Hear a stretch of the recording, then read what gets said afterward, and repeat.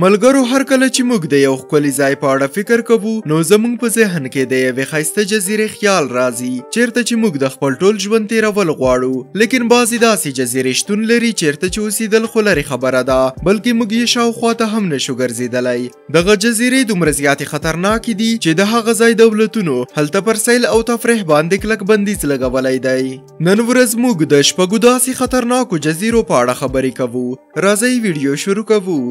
په شپږم نمبر کې د کارنیک جزیره دغه جزیره چې د مساحت له مخې څومره کوچنۍ ده همدومره خطرناکه هم ده په دغه جزیره کې د ټایګر سنیک په نوم ماران ژوند کوي کوم چې دومره زیات زهرجن دي چې که چیرې انسان وچیچي نو یوازې یې په څو ثانیو کې له منځه وړلی شي په اسټرالیا کې واقع دغه جزیره کې تر هر انچ وروسته یو مار لیدل کیږي دغه ماران ډیر زهري دي او هیڅوک نه پوهیږي چې د جزیرې ته څنګه راغلل که چیرې د دغه جزیرې تاریخ ته وکتل شي نو ویل کیږي چې په دغه جزیره کې یو زندان موجود وو لیکن تر څو میاشتو وروسته دغه زندان په مکمله توګه بند شو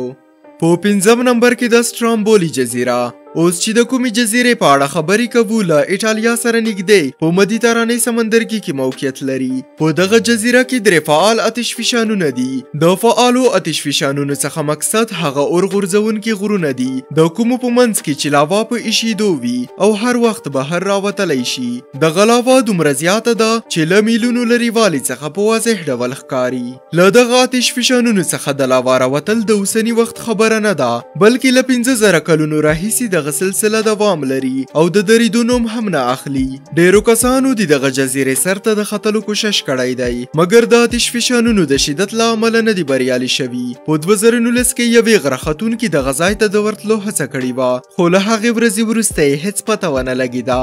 په څلورم نمبر کې د فیرالین آیلینډ اوس د یوې داسې خطرناکې جزیرې په اړه خبرې کوو کومه چې د امریکا له کالیفورنیا ایالت څخه یوازې 28 میله لرې ده د دغه جزیرې نوم د فیرالین دی دغه جزیره د شیطاني غاښونو په نوم هم مشهوره ده ځکه په دغه جزیره کې د موجودو غرونو شکل خطرناکو غاښونو ته ورته دی کوم چې تاسې یې په ویډیو کې لیدلی شئ اوس به تاسې په دې فکر کې یئ چې د انسانانو خو داسې غاښونه نه وي بلکل دا غاښونه د انسانانو نه بلکې د شارک غاښونو ته ورته دي د دې جزیرې په شاوخوا کې شارک دومره زیات دي چې له ډاره څوک نشي ورنږدې کیدی لیکن د دغه جزیرې د خطرناکېدو یو بل لامل هم شته هغه دا دی چې په 19مه پیړۍ کې د راډیو اکټیف څپو د ضایعاتو 50,000 ډرامونه په دې اوبو کې خالي شوي وو ساینس پوهانو د اټومي تجربو څخه ضایع شوي مواد په دې اوبو کې غورځولي وو او له هغې نه وروسته دا اوبه دومره زهرجنې شوې چې یوازې هغو ته په نږدې کېدو سره هم ستاسو مرګ پېښېدی شي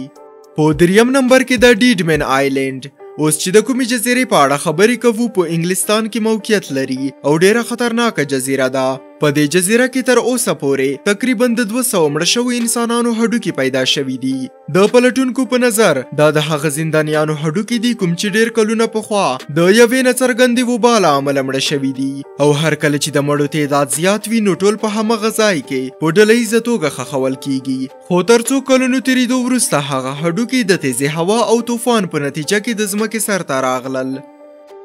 په دوهم نمبر کې د نارت سینټینل آیلینډ د کومې جزیرې په اړه چې اوس خبرې کوو د نارت سینټینل آیلینډ په نوم یادیږي دغه جزیره چې له لیدو څخه څومره ښایسته ښکاري همدومره خطرناکه هم ده دغه جزیره په بنګال کې واقع ده چې د هغې سپینې خاورې او رڼو اوبو ورته ځانګړې ښکلا وربخلې ده په دغه جزیره کې ډیر زیات خطرناک خلک ژوند کوي کوم چې انسانان هیڅکله نشي زغملی هر کله چې کوم انسان دغه جزیرې ته د ورتګ هڅه کوي نو هغوی یې په غشو ولي او زخمي کوي یې په دې جزیره کې څومره داسې خلک دي تر اوسه پورې په دې هیڅوک نه دي خبر دا خلک په دې باور دي چې د دوی په جزیره کې هیڅ کومه ناروغي نشته او ټول وګړي تندرست دي ځکه چې دغه جزیره له بهر نړۍ سره هیڅ کومه اړیکه نه لري او له همدې سببه هیڅ کومه ناروغي له بهر خلکو څخه دغه جزیرې ته نه راځي ویل کیږي چې دغه خلک له پیړیو څخه دلته ژوند کوي په 2006 کال کې ځینو سیل کوونکو دغه جزیرې ته د ورتګ هڅه وکړه لیکن دغه شوباران هغوی په بیرته تګ باندې مجبور کړل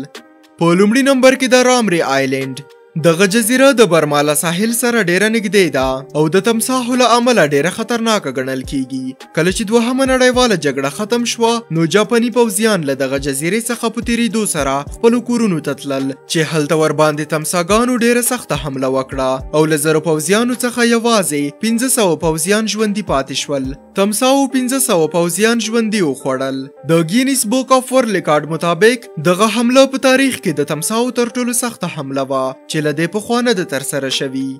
د نن ویډیو تر همدې ځایه وه. که مو ویډیو خوښه شوې وي حتما یې لایک کړئ، له خپلو ملګرو سره یې شریکه کړئ او زموږ چینل هم در سره سبسکرایب کړئ.